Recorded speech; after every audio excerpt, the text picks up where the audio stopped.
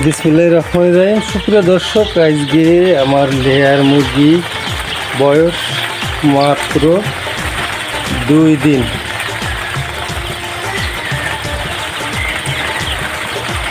তো আজকে এই পেপারের পরে আমি 4 দিন রাখবো, ব্রুডিং যে পেপারের পরে 4 দিন রাখবো। তো আজকে দ্বিতীয় দিন, 3টা বাজে। প্রথম কালকে সকাল 11টায় বাচ্চা দিয়েছিলাম এই পেপারের পরে ছেড়ে ব্রুডিংয়ে।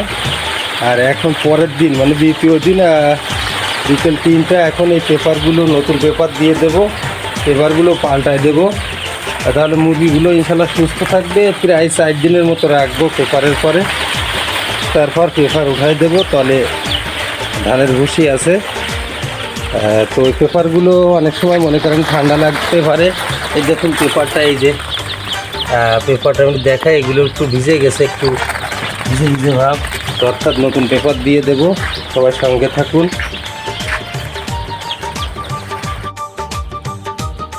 তবে দর্শক, খেয়াল রাখবেন এই পেপারগুলো যখন উঠাবেন, পেপারের পরে অনেক খাবার আছে, এই খাবারগুলো এই গাবলায় ঢেলে নেব। এই দেখুন, এই যে পেপারগুলো রেখে দিচ্ছি পাশে, গাবলায় ঢেলে নেব। তারপর নতুন পেপার পুনরায় আমরা দেওয়ার চেষ্টা করব। এই দেখুন তলে বসি, মানে ধানের পুষ।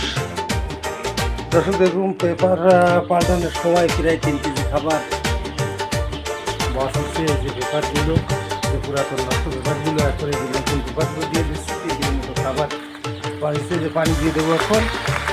এখন ইনশাল্লাহ খাবার পানি দিয়ে দেবো নতুন করে। মুরগিগুলো নতুন পেপার দিয়ে কমপ্লিট করে দিলাম দ্বিতীয় দিন 3টার সময়। ইনশাল্লাহ একদম দ্বিতীয় দিন লেয়ার মুরগির পেপার পাল্টিয়ে দিলাম। দ্বিতীয় দিন 3টার পরে খাবার পানি দিয়ে দিলাম, পটে খাবার দিলাম, ছোটো ছোটো পটে। এদিকে খাবারের পট, এটা পানির ছোটো পট, খাবার পানি দিয়ে দিলাম। এখন কত সুন্দর দেখা যাচ্ছে মুরগিগুলো। 550 লেয়ার মুরগির বাচ্চা। আজকে দ্বিতীয় দিন পেপার পাল্টাই দিলাম, মুরগিগুলো সুস্থ থাকে।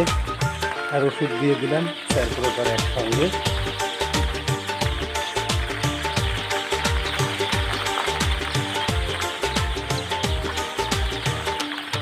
মুরগি ঠান্ডা না লাগে এই জন্য পেপার চেঞ্জ করে দিলাম দ্বিতীয় দিন।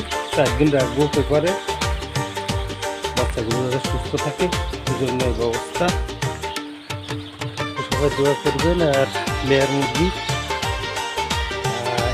0 বাচ্চা থেকে পুরো ডিম পাড়া পর্যন্ত ইনশাল্লাহ আমি আপনাদের এই যে লাল লেয়ার মুরগি দেখাবো ভিডিও আকারে। এই জন্য দেখার জন্য আমার চ্যানেলটি অবশ্যই সাবস্ক্রাইব করে রাখবেন, পাশাপাশি লাইক কমেন্ট শেয়ার করতে ভুলবেন না।